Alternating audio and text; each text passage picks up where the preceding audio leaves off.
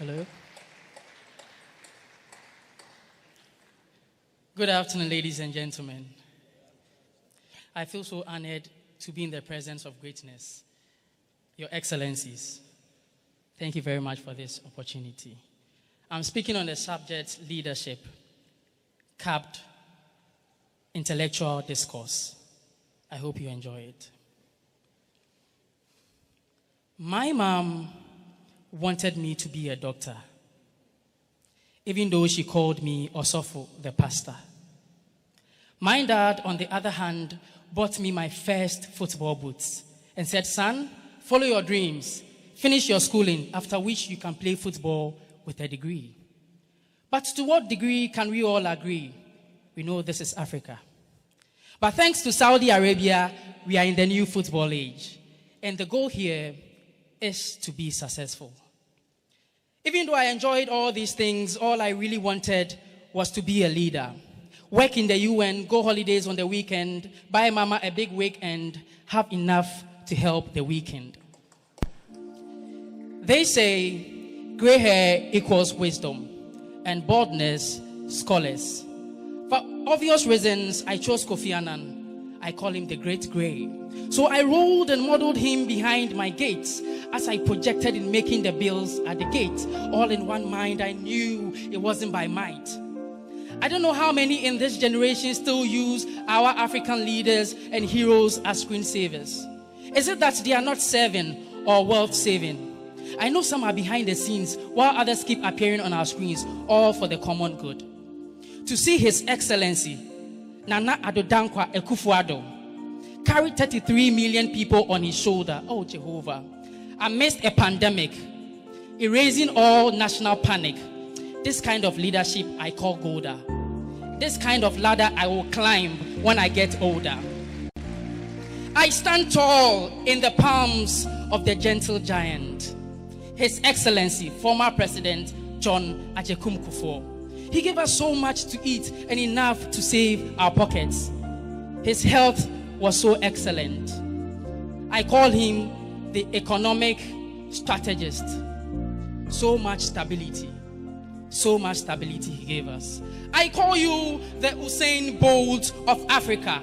5 times you ran, 5 times you rose, breaking records and setting the pace for an all-inclusive governance. You are what we look up to keep the spirit of Africa persistent. Hikendi in Swahili, you never go away.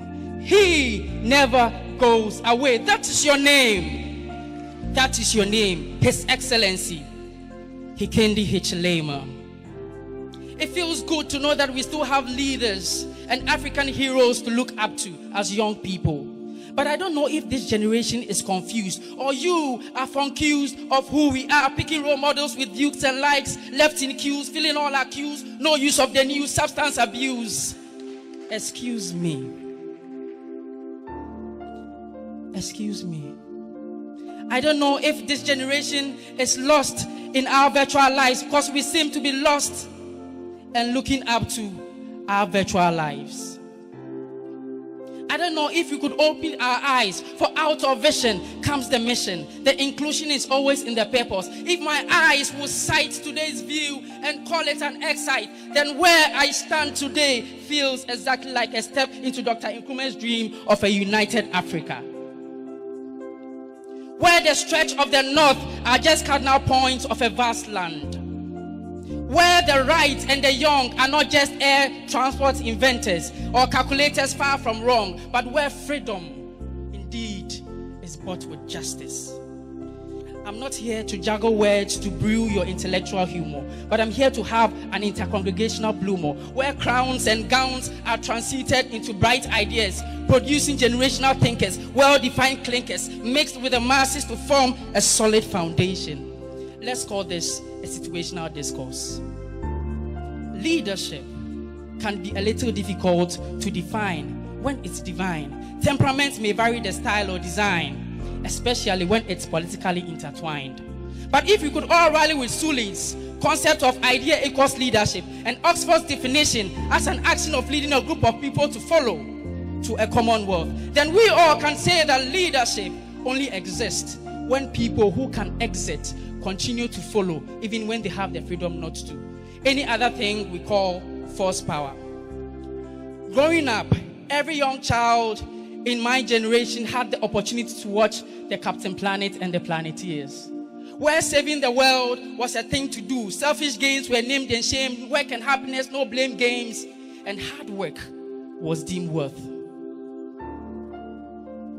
To see Kwame, the lead Planeteer, call the others to charge, let our powers combine. A collective democratic dispensation of leashing the captain to save the world once again. After which, he gave power back to the people. As you are charged to go discharge as intellects and heroes in this generation, remember that whether you lead in the ship or you lead the ship, true leadership comes from the people.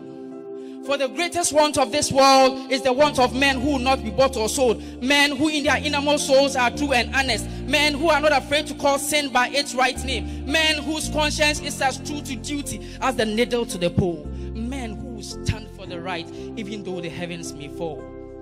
Lead with a vision, have a relevant mission, secure, you decide, it's your life, make the choice.